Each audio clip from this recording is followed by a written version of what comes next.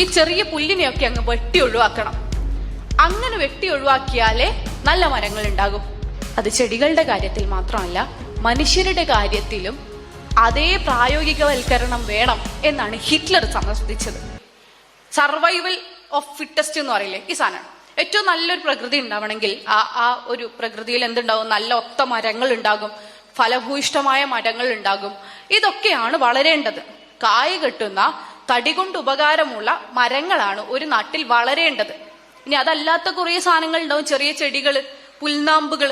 ഇതൊക്കെയും കൂടി കൂടുമ്പോഴേ കാടാവുള്ളൂ. പക്ഷെ ഈ പുൽനാമ്പുകൾ എന്തെടുക്കും? മണ്ണിലെ വെള്ളത്തെയും വളത്തെയും ഊറ്റിയെടുത്ത് അവയും ജീവിക്കും. അതോടുകൂടി എന്താവും? ഫലവൃക്ഷങ്ങൾക്ക് കിട്ടേണ്ടുന്നതിൽ നിന്ന് അവര് കൂടി എടുക്കും.